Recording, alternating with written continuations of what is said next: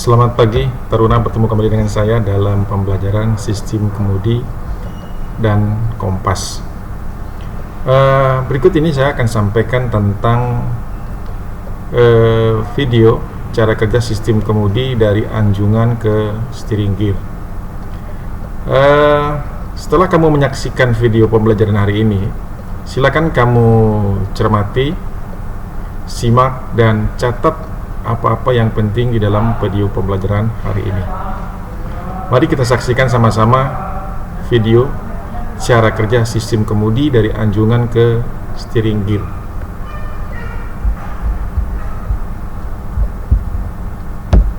Semua moda transportasi, baik darat, laut maupun udara, memerlukan suatu mekanisme untuk mengendalikan dan mengubah arah pergerakannya. Dikenallah istilah kemudi. Tukang beca mengemudikan beca, sopir mengemudikan mobil, pilot mengemudikan pesawat, pelaut mengemudikan kapal. Pemahaman utuh tentang kemudi menjadi langkah besar menuju keterampilan mengendalikan kapal secara umum. Pemahaman utuh tentang kemudi bisa dicapai dengan menguliti setidaknya 3 unsur. Pertama, sistem kemudi itu sendiri. Kedua, cara pengoperasiannya. Ketiga, komunikasi yang efektif antara kapten atau perwira dengan operator kemudi atau jurumudi. Sistem kemudi. Sebagai sebuah sistem, kemudi terdiri dari sekumpulan alat dan komponen yang disatukan dalam suatu kesatuan tata kerja untuk mencapai suatu tujuan, yaitu mengemudikan kapal. Pengoperasian sistem kemudi terdiri dari 2 kondisi, yaitu kondisi normal dan kondisi darurat.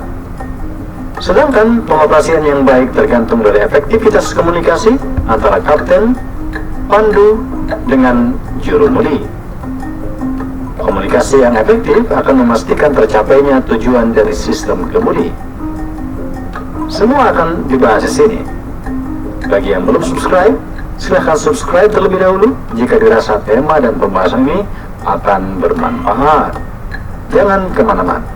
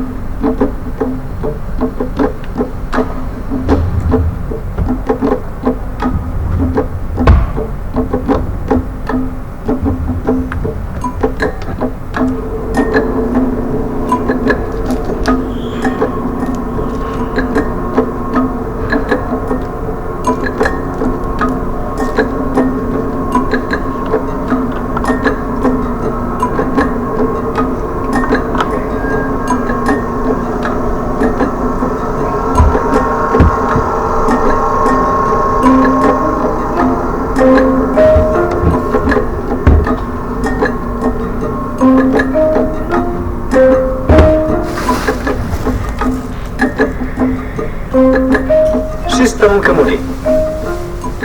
Sistem kemudi terdiri dari 2 unsur, yaitu komponen fisik dan cara kerja.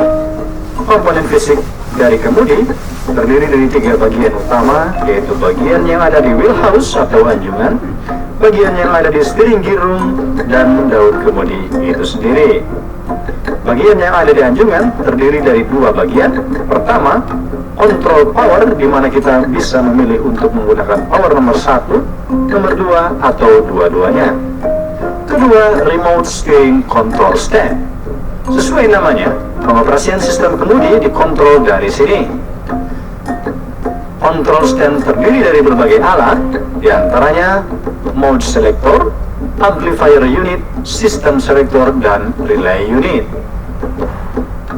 Mode selector berfungsi untuk memilih moda pengoperasian kemudi. Terdapat 2 moda. Pertama, autopilot mode. Kedua, manual steering mode. Pertama, autopilot. Ada 2 macam, yaitu heading control system dan track control system. Track control system mengendalikan kapal dengan menggunakan informasi track atau rute pada ECDIS. Sedangkan heading control system mengendalikan kapal dengan menggunakan informasi heading atau haluan yang ditunjukkan oleh master gyro. Master gyro memberikan sinyal haluan kepada sistem kemudi melalui heading control monitor. Kedua, manual steering mode. Manual steering mode terdiri dari dua, yaitu hand steering mode dan non-follow-up mode. Pada mode hand steering, kapal dikemudikan dengan menggunakan hand steering wheel, di mana kemudi digerakkan secara manual oleh juru mudi. Sedangkan mode non-follow-up menggerakkan kemudi dengan joystick atau MFU lever. Itulah komponen fisik dari sistem kemudi yang ada di anjungan.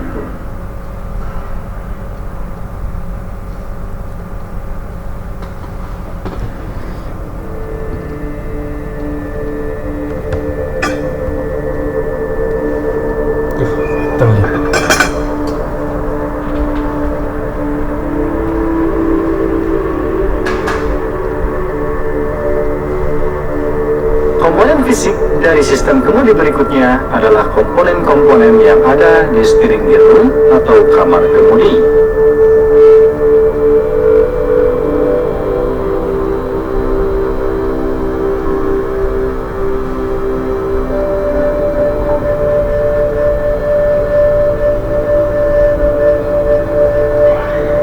Alat-alatnya terdiri dari control box unit, steering gear, dan repeat back unit.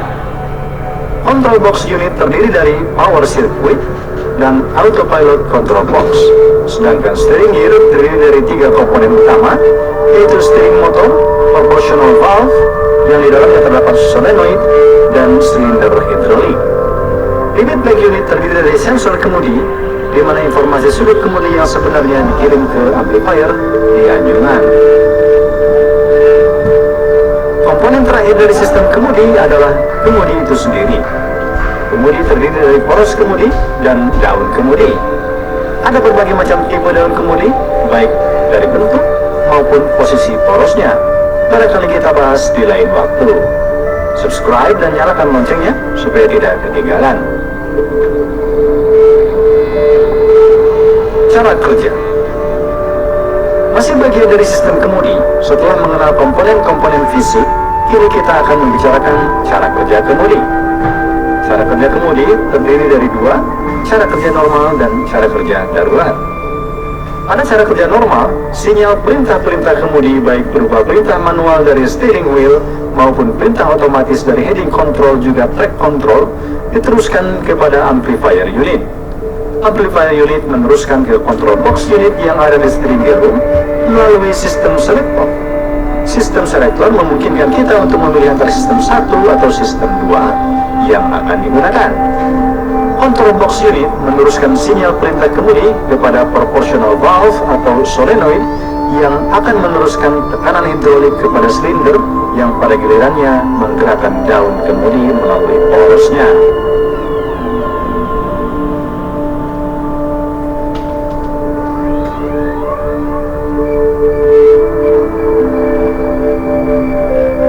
Tekanan hidrolik diciptakan oleh motor hidrolik yang dihidupkan dari kontrol power system di anjungan.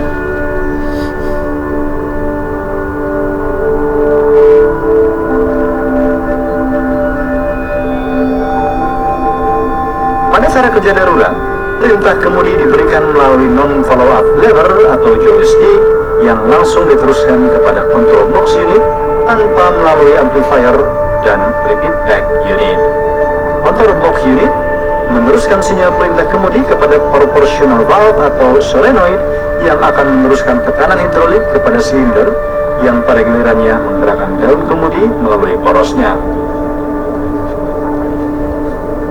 Dalam keadaan darurat, perintah kemudi bisa langsung melalui solenoid dengan cara memencetnya atau dengan cara setir darurat. Itulah steering system atau sistem kemudi. Setelah memahami sistem kemudi, kita akan mempelajari bagaimana mengoperasikan sistem kemudi itu. Pengoperasiannya terbagi menjadi dua situasi, situasi normal dan situasi darurat. Lebih lanjut, situasi normal terdiri dari laut terbuka dan perairan terbatas.